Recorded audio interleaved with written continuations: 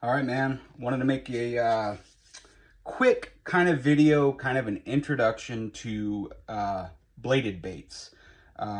Primarily, you're going to have spinner baits, which look like this. Sometimes they're one blade, sometimes they're two. You get, these are called willow blades. The big round ones are Colorado blades. Again, too much detail already. So that's a spinner bait. This is called a bladed jig. You'll hear a lot of people refer to them as chatterbait because chatterbait is actually the brand, and they were the first one to come out with this. I sent you a couple of both, I think, chatterbait and spinnerbait. So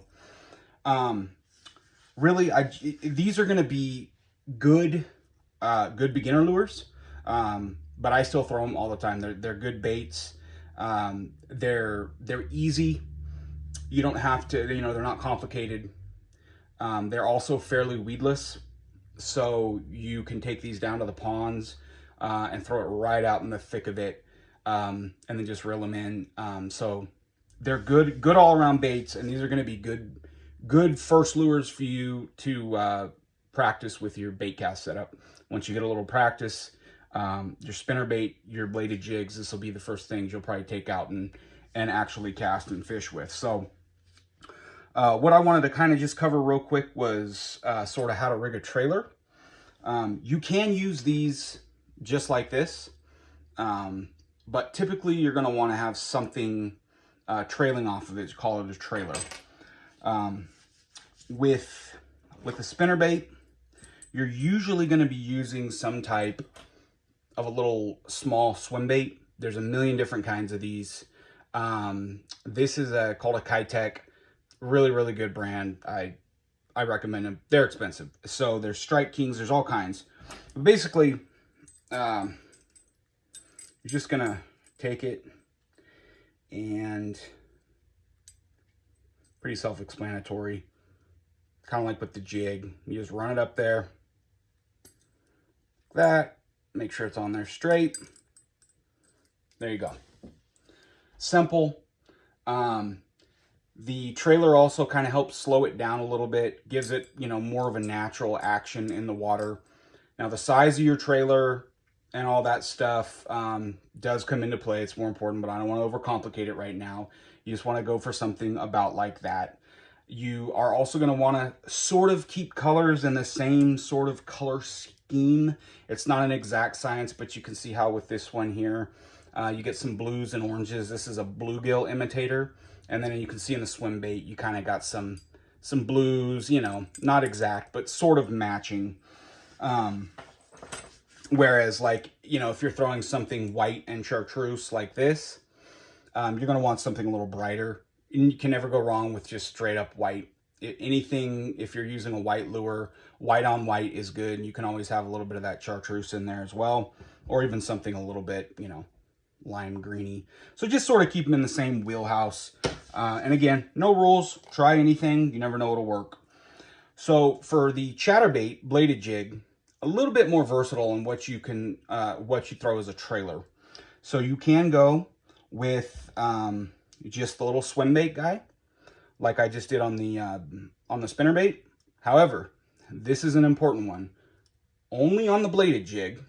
So for the chatterbait, if you rig your little swim bait dude, you're going to have him upside down. So you can see that's right side up. You can see that little tail there. And then this is upside down. The reason is when this dude is going through the water, this blade is shaking back and forth like this. And it creates sort of like a prop wash. It creates all this turbulence in the water. And when he's swimming forward, it knocks the action off of this tail and it just doesn't look right. So on the bladed jig, chatterbait, if you use a little swim bait trailer, turn it upside down. You're going to get better action. Another thing you can do is you can actually modify it, especially if you start using baits and you get them kind of beat up. You can kind of save some of your old sort of, beat up swim bait dudes.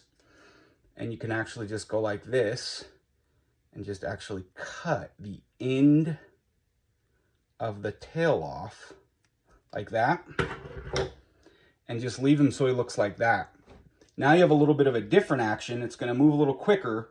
It's not going to make quite as much turbulence, but it just gives you a nice quick little kind of a tail flick. It can be really, really good in the spring and the fall when the fish are more active. And I think some of the packages of stuff I sent you, I think I even labeled sort of what you can use on them. So that's some basics. Go out. Your best bet on these types of baits, really any type of reaction bait, lures and stuff, morning and evening, especially in the summertime. Once it's in the middle of the day, it's hot. Those fish are just going to hunker down in the grass. You remember where I was casting in the pond. I mean, those fish are deep down in that grass.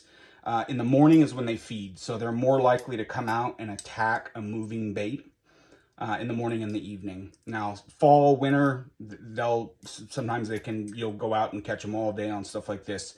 But in the summer, morning and evening is going to be your best bet.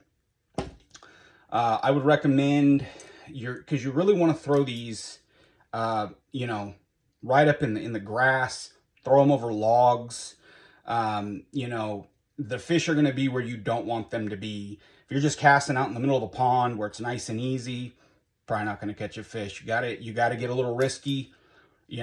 Structure, trees, shopping carts.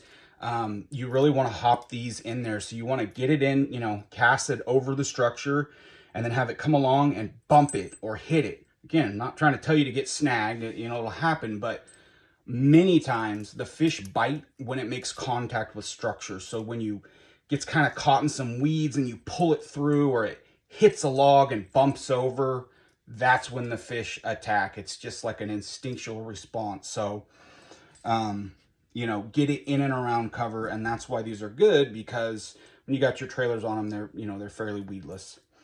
I would probably try to have at least probably a 15-pound leader. You're not going to want to go out with a light line. When the fish hit, they usually hit pretty violently, and you got to set the hook. So light line is not going to be your friend working with these. If you're in like a pond where the water isn't real clear, you can even just use straight braid. You don't have to even have a mono or a fluorocarbon leader. But a lot of times having at least a little bit of that leader is good for shock absorption, because if a 5 or 6 pound bass comes and hits this thing full blast, and you don't have any kind of leader, it can actually break your line because there's no shock absorption. Again, I know I'm kind of getting getting a little deep off it, and I want to keep this pretty simple, but yeah, go out, play with it, man, have fun. In the fall, these will really work for sure. In the summer, you might get them in the morning and the evening. Oh, and I totally forgot to, as far as trailers for your swim baits and your bladed jigs too, you don't have to have the swim bait, guys. You can also use like little crawfish, things like this, things that typically would be labeled as a jig trailer. In fact, some of the stuff I think I sent you, it might say jig trailer on there. You can use that too. Anything that's got, a couple little legs on it like that are gonna, make commotion in the water, it can work. So you can be pretty versatile on your trailers, and definitely play around, try new things. Cool, man.